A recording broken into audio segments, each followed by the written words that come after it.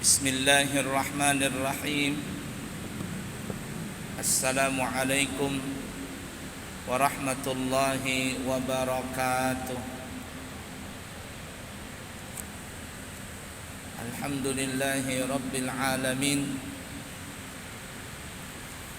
Allahumma fasalli wa sallim ala sayyidina wa nabiyyina wa maulana Muhammadin wa ala alihi wa ashabihi wa azwajihi wa dhurriyyatihi wa man tabi'ahum bi ihsanin ila yaumiddin, amma ba'du.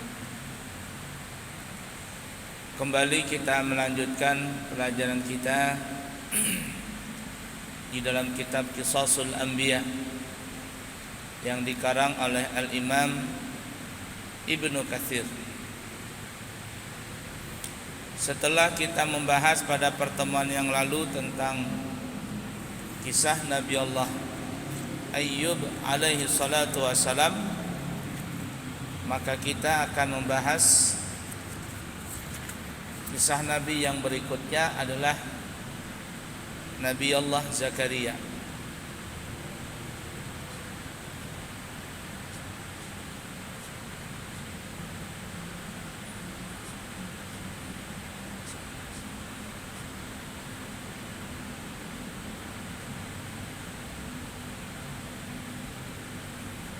Kisah Nabi Allah Dzulkifli ya. Sekarang setelah Nabi Ayyub, maka kita akan masuk kisah Nabi Allah Dzulkifli alaihi salatu wassalam.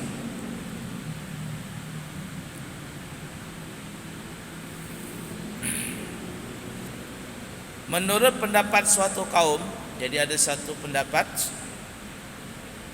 Nabi Allah Dzulkifli alaihi salatu wassalam diyakini adalah sebagai putra Nabi Allah Ayyub alaihi salatu wassalam. Jadi ada yang mengatakan Dzulkifli bin Ayyub.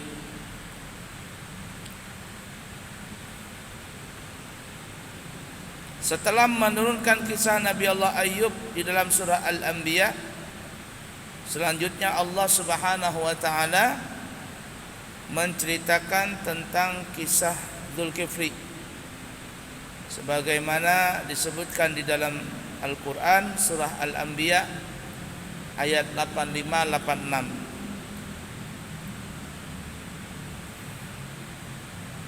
A'udzu billahi minasy syaithanir rajim.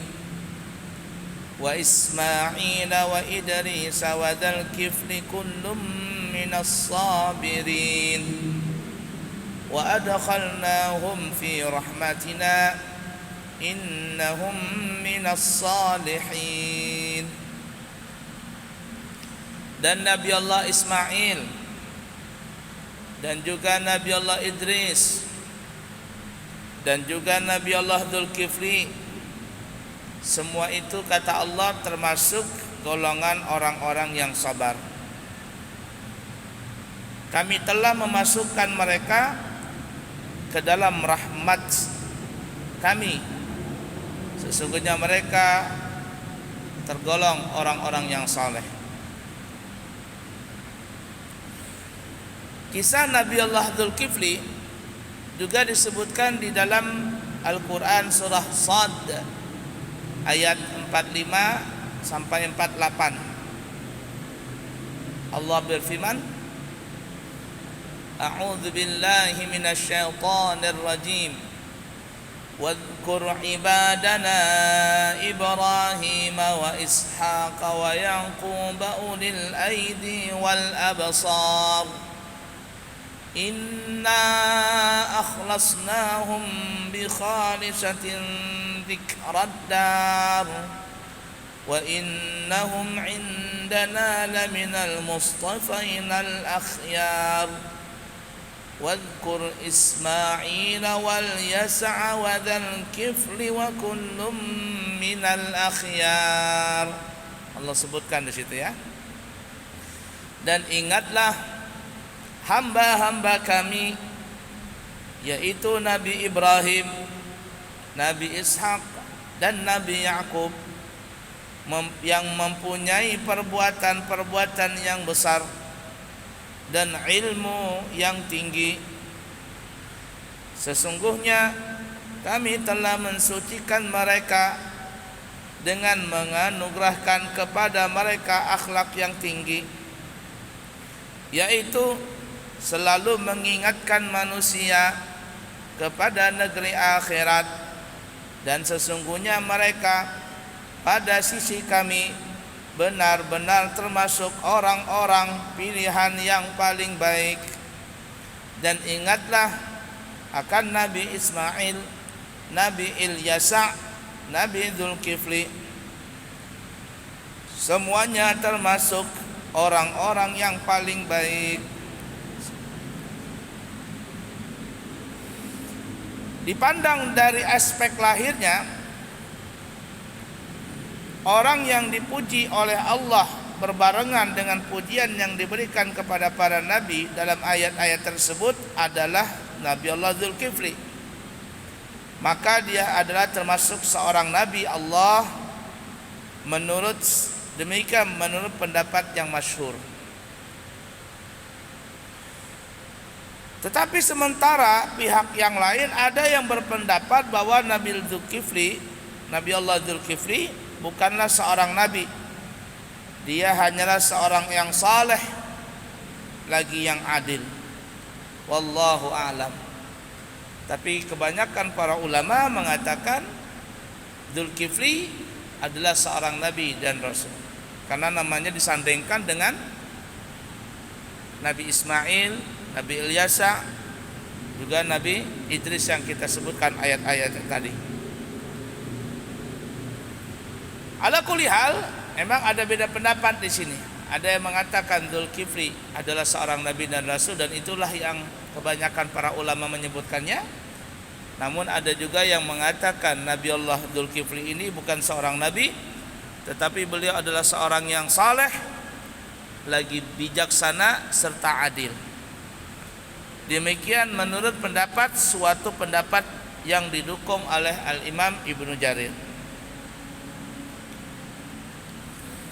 Al-Imam Ibnu Jarir dan Imam Ibnu Najih meriwayatkan dari Mujahid bahwa Dzulkifli bukanlah seorang nabi, melainkan ia hanyalah seorang laki-laki yang saleh, yang memberikan jaminan akan menyelesaikan persoalan kaumnya dan memberikan keputusan yang adil di antara mereka. Karenanya ia diberi nama dengan Dzulkifli.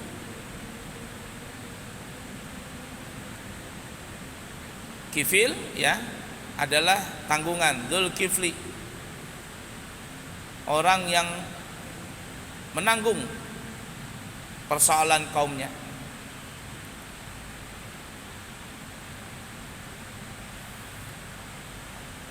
Al-Imam Ibnu Jarir dan Imam Ibnu Hatim meriwayatkan melalui jalan Dawud bin Abi Hindi dari Mujahid, ia berkata, ketika Ilyasa telah berusia tua, ia berkata, seandainya aku menginginkan pengganti seorang laki-laki yang berkarya di antara manusia semasa aku masih hidup, sehingga aku bisa menyaksikan bagaimana ia berkarya, lalu Ilyasa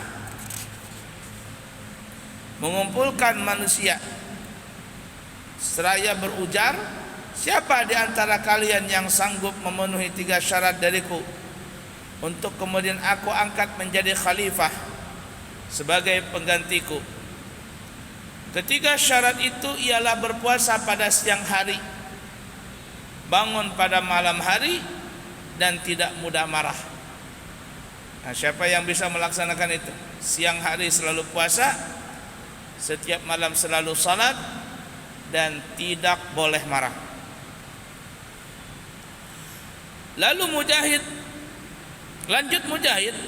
ada seorang laki-laki berdiri, sempat menarik perhatian banyak orang. Lalu orang itu berkata, aku sanggup wahai Nabi Ilyasa. Lalu Ilyasa berkata, apakah engkau sanggup berpuasa pada siang hari, bangun di malam hari qiyamul lail, serta tidak pemarah, menahan emosional, menahan emosi. Lalu orang itu berkata, iya aku sanggup.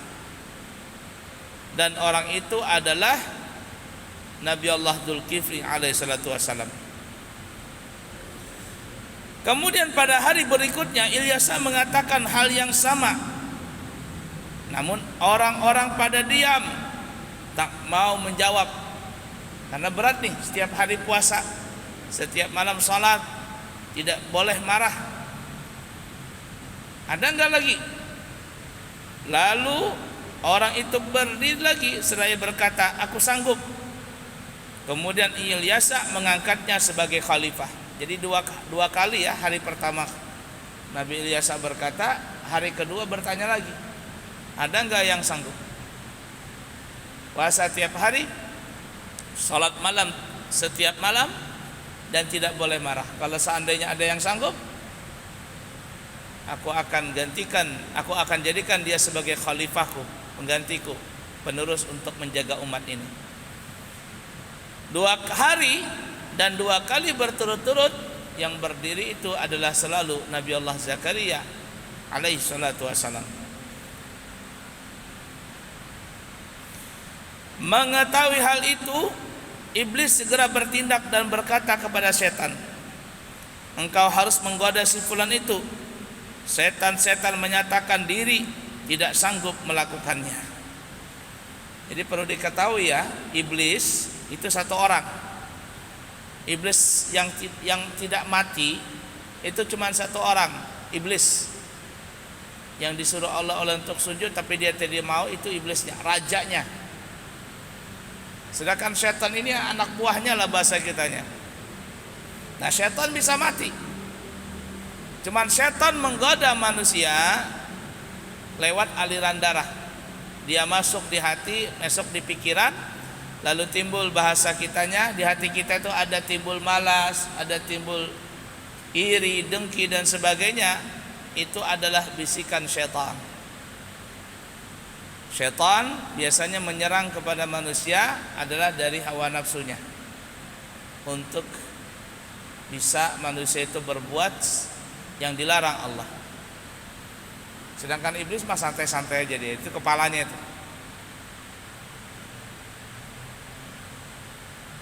Sedangkan jin, kalau kita katakan jin itu adalah bangsa ya, kalau seperti manusia, apa saja yang Allah ciptakan dari tanah namanya manusia. Apa saja yang Allah ciptakan dari api itu namanya jin.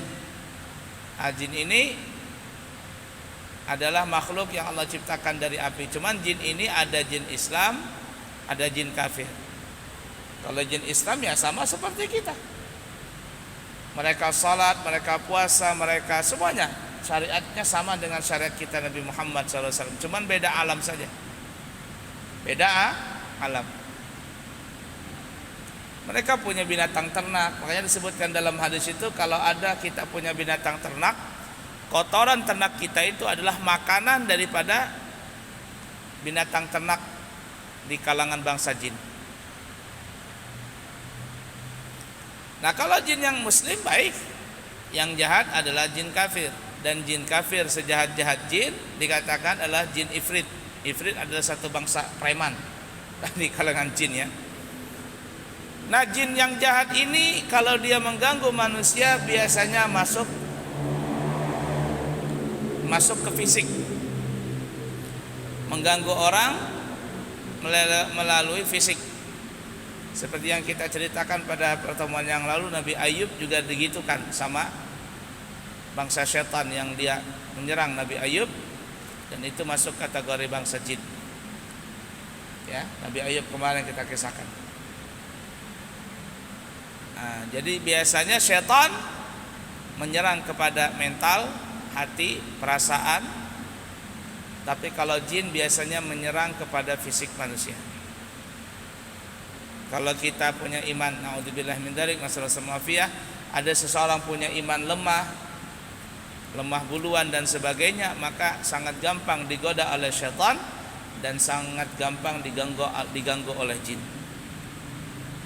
Semuanya bisa mati itu, kecuali satu saja, ya iblis tadi.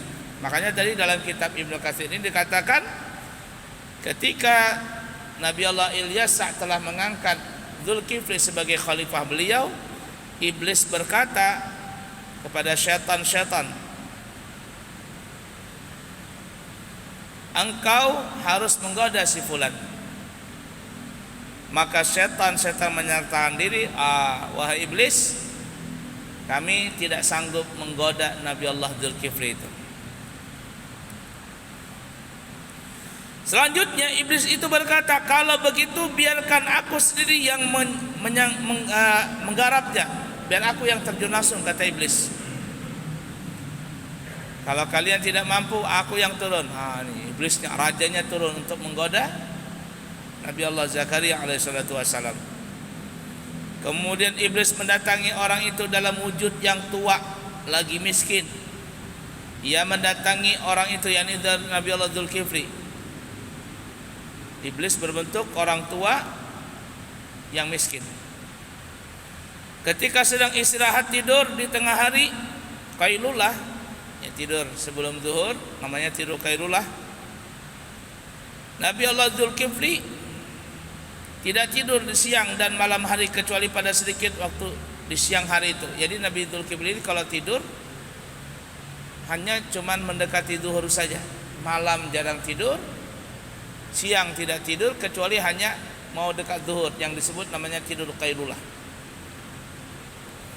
Iblis datang ketika Nabi Dzulkifli lagi istirahat. Lalu iblis tadi mengetuk pintunya rumah Dzulkifli. Nabi Dzulkifli berkata, siapa di luar? Lalu iblis tadi menjawab, aku orang tua yang telah dizalimi. Aku orang tua yang telah dizalimi, telah dikhianati. Nabi Zakaria tidak sadar ini adalah iblis yang berbentuk manusia. Lalu Nabi Zakaria segera bangkit, bergegas menuju pintu dan mempersilakannya masuk. Selanjutnya iblis tadi bercerita kepadanya seraya berkata, antara aku dengan kaumku terjadi pertentangan. Mereka telah berbuat zalim dan bertindak sewenang-wenang kepadaku. Iblis berbicara panjang lebar sehingga waktu tengah hari yang semestinya menjadi jatah waktu Nabi Zakaria untuk tidur berlalu, dan waktu sore dan memasuki waktu sore hari, sehingga Nabi Dzulkifli tidak bisa tidur lagi. Nah, tadi kan waktunya tidur beliau hanyalah mau dekat tidur, ya anggaplah jam 11. Waktu mau tidur datang iblis, mau goda nih supaya Nabi Zakaria bisa kacau dia punya ibadah di malam hari.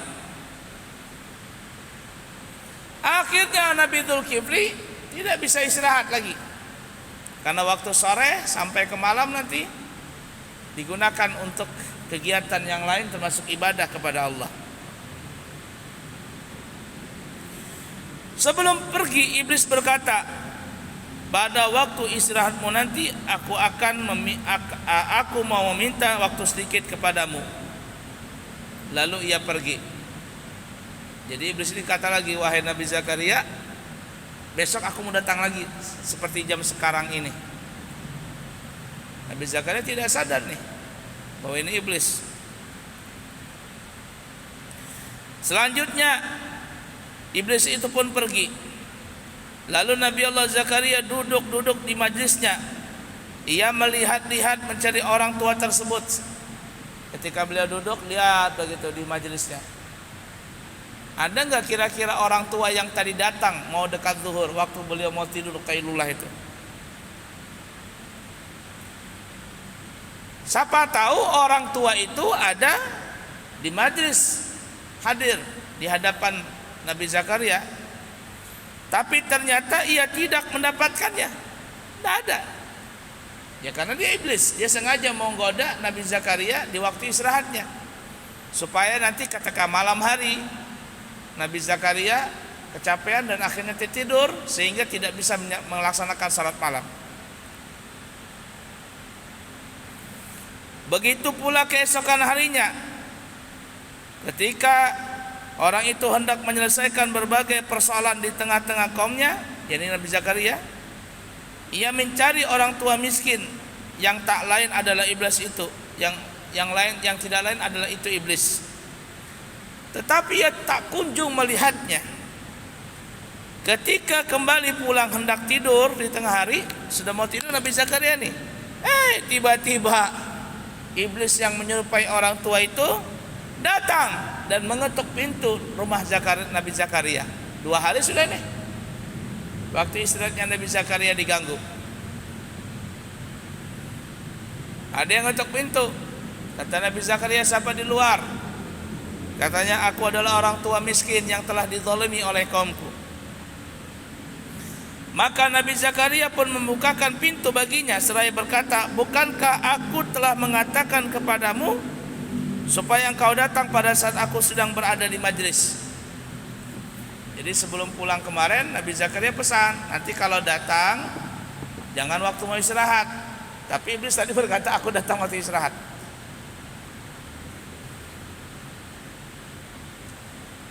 Nabi Zakaria berkata, kan sudah kau katakan kemarin, jangan datang di waktu aku istirahat, datang saja waktu aku ada di majelis atau ada kegiatan. Sampari aku, jadi aku bisa memberikan kebijaksanaan, memberikan keputusan kepadamu.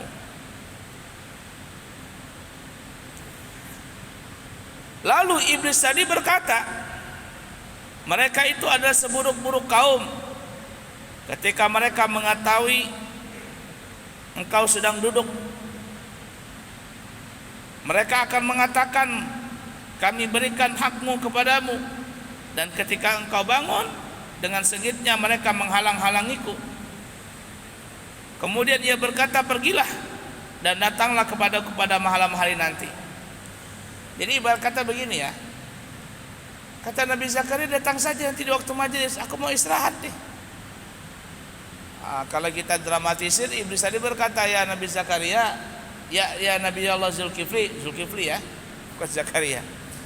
Wahai Nabi Allah Zulkifli, aku kalau ada di waktu majlis bersama kaummu, maka kaum itu akan menghinaku, mencaci aku. Jadi kalau aku berada di siang hari bersamamu di hadapan kaumku itu, mereka akan mencaciku, menghinaku, sehingga aku tidak bisa berkomunikasi denganmu. Kesempatanku hanya di waktu ini, karena engkau lagi sendiri. Tapi lalu Nabi Zakaria berkata begini saja, sekarang aku ini mau istirahat, kata Nabi Zakaria. Kalau engkau mau datang bersamaku, kepadaku, tidak ada orang yang tahu, tidak ada orang yang lihat, maka datanglah di malam hari. Karena aku di malam hari sedang sendiri, tidak ada yang ganggu.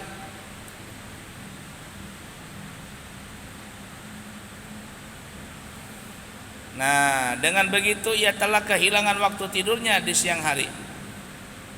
Pada malam harinya Nabi Zulkifli menunggu-nunggu orang tua, yakni iblis tadi itu, tetapi tidak juga kunjung datang. Karena memang iblis ini ingin menggoda waktu istirahat Nabi Zakaria sehingga aktivitas yang lain terganggu. Bayangkan saja kalau kita nggak tidur ya, nggak tidur 1 hari 1 malam, itu kita akan terganggu aktivitas kita yang lain. Karena kita perlu tidur. Nikmat tidur itu kita bisa rasakan setelah kita bangun. Kalau kita waktu tidur kita tidak merasakan nikmat itu, ya enggak? Kita merasakan nikmat tidur itu setelah kita bangun. Kalau kita waktu tidur tidak merasakan nikmat itu, karena kita memang tidak merasa waktu tidur. Lain ketika kita makan, kita merasakan nikmat makan itu, rasa asin, rasa lezat dan sebagainya kita rasakan. Tapi kalau kita tidur, kita bisa merasakan nikmatnya tidur itu setelah kita bangun. Makanya pas kita bangun, segar sudah, alhamdulillah, sudah bisa tidur,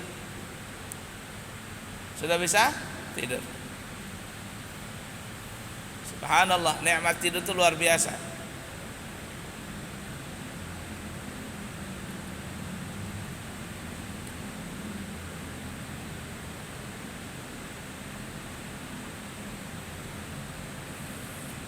Nah di malam hari Nabi Zakaria nunggu, Nabi Zulkifli maksudnya, Zakaria terus ya, kesalah ngomong, minta maaf ya, karena ada dal-dalnya nih, Zakaria Zulkifli, mirip-mirip namanya.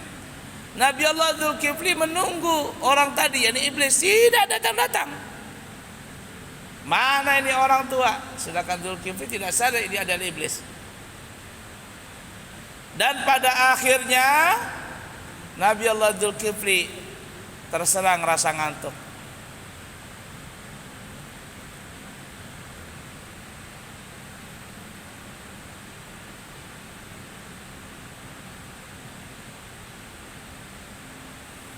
Nah, jadi terganggu di malam hari itu ya, aktivitas ibadah beliau terganggu. Tidak datang-datang juga, sudah Nabi Allah tinggalkan, Nabi Zulkifli tinggalkan orang tadi. Ketika datang waktunya untuk tidur Qailulah, yakni besok hari yang ketiga, ia berkata kepada keluarganya, jangan biarkan seorang pun mendekati pintu ini supaya aku bisa tidur siang, karena aku terasa ngantuk sekali. Nabi Zulkifli berkata, kalau ada tamu siapapun juga tidak terima tamu. Aku mau istirahat, kata Nabi Zulkifli, supaya nanti malam aku bisa beribadah kepada Allah. Karena kenapa tadi ya? Karena Nabi Allah Ilyasa berwasiat kepada Nabi Allah Zulkifli untuk melaksanakan 3 hal ini kalau beliau kepingin jadi khalifah, pemimpin kaumnya. Salat malam selalu dilaksanakan, tidak boleh tidur. Puasa tiap hari, dan juga harus sabar. Iblis datang ingin menggoda itu, ingin menggoda. Bagaimana Nabi Allah Zulkifli ini bisa sabar enggak menghadapi kelakuan iblis tadi? Dia kepingin menggagalkan khalifah itu. Malamnya dibikin ngantuk supaya Nabi Allah Zulkifli tertidur. Karena iblis tadi datang di waktu istirahat qailulahnya Nabi Allah Zulkifli tadi.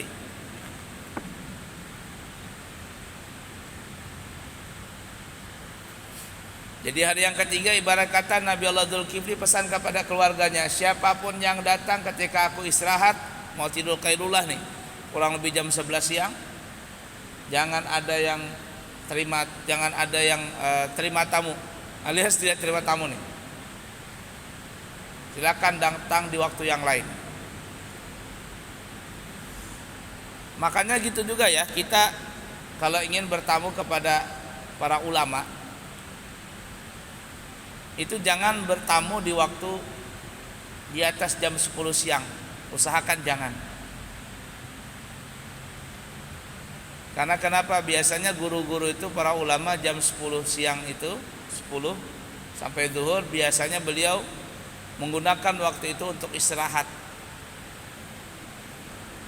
Kalau kita mau datang kepada ulama, itu biasakan subuh. Ya, subuh itu biasanya ulama itu pasti salat subuh berjamaah, atau ba'da salat subuh. Kalau Abu Yasarwani waktu itu kita lihat ya, beliau terima tamu adalah setelah salat subuh atau setelah salat asar. Beliau terima tamu itu. Jangan di atas jam 10.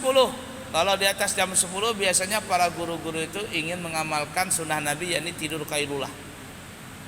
Nah, kecuali beliau sendiri yang berjanji untuk menerima tamu jam 10. Jam 10 ke atas.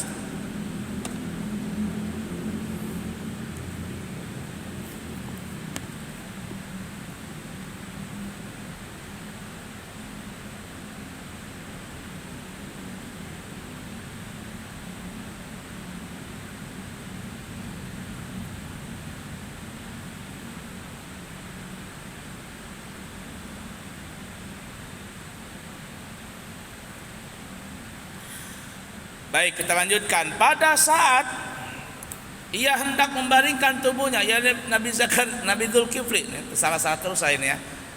Nabi Zulkifli mau tidur qailulah, iblis itu datang. Entah tiba-tiba muncul gitu. Seraya berkata, aku sudah menemuinya kemarin dan sudah kuceritakan masalahku kepadanya. Mendengar alasan orang tua itu, yang iblis, keluarganya tetap tetap menahannya. Seraya berkata, demi Allah, kata keluarga Nabi Dzulkifli, kami telah diperintahkan oleh Nabi Dzulkifli agar tidak membiarkan seorang pun datang untuk menemui beliau. Jadi iblis datang, dia bilang sama keluarganya, aku sudah bikin janji sama Nabi Dzulkifli kemarin. Oh tidak, kata Nabi Dzulkifli, beliau berpesan tidak ada boleh menemui beliau di waktu Qailulah ini.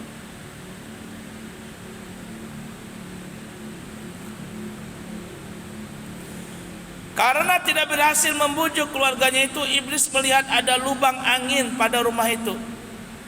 Lalu iblis tadi masuk melalui lubang angin itu, dan tiba-tiba ia sudah berada di dalam rumah dan mengetuk pintu dari dalam.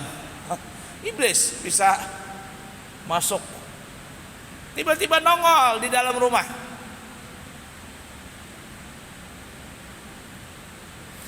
Nabi Allah Dzulkifli pun akhirnya terbangun seraya berkata, hai fulan, bukankah aku telah menyuruhmu agar tidak datang dan mendekati pintu itu? Yani jangan datang waktu aku mau istirahat. Kenapa datang lagi nih? Kok tiba-tiba muncul dalam rumah?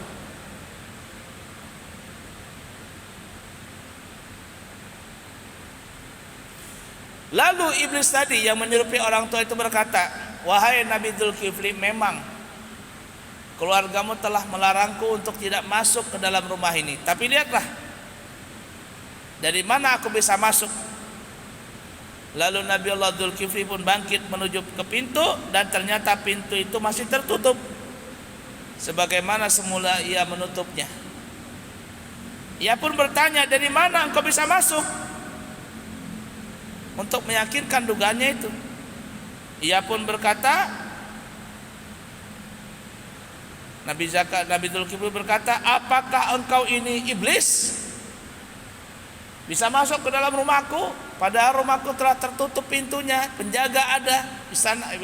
Ibarat kata begitu ya. Apakah engkau iblis? Lalu iblis itu berkata, ya, aku telah berupaya menggodamu, aku iblis, agar engkau lalai dan tidak dapat melaksanakan apa yang telah menjadi kesanggupanmu. Tetapi kata iblis, ternyata aku gagal. Engkau memang kuat di dalam melaksanakan amanah itu.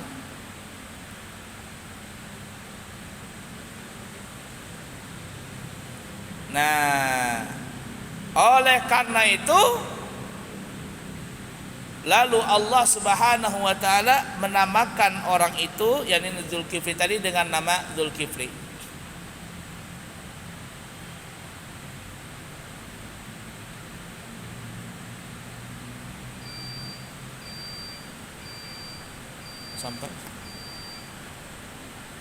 Sampai guys ya? Baiklah ya, nanti kita sambung lagi. Jadi Dzulkifli itu artinya, Dzulkifli orang yang memikul beban. Memikul beban. Jadi ada dua pendapat tadi. Yang pendapat pertama mengatakan karena Nabi Allah Dzulkifli memikul beban umatnya. Yang kedua tadi dikatakan adalah karena beliau mengemban amanah daripada Nabi Ilyasa untuk menjadi khalifah beliau dengan 3 syarat: salat malam setiap malam, puasa setiap hari, dan juga mesti sabar. Iblis menggoda itu, ternyata iblis tidak bisa menggoda Nabi Allah Dzulkifli. Nabi Dzulkifli tetap sabar, Nabi Dzulkifli tetap melaksanakan salat di malam hari, dan Nabi Dzulkifli tetap puasa di siang hari. Nah, oleh karena itu beliau diberi nama Dzulkifli. Dzulkifli, orang yang memikul beban. Insyaallah nanti kita sambung lagi pada kesempatan akan datang. Semoga ada manfaatnya. Subhanakallahumma wa bihamdika asyhadu an la ilaha illa anta astaghfiruka wa atubu ilaihi wa akhirul kalam. Wassalamualaikum warahmatullahi wabarakatuh.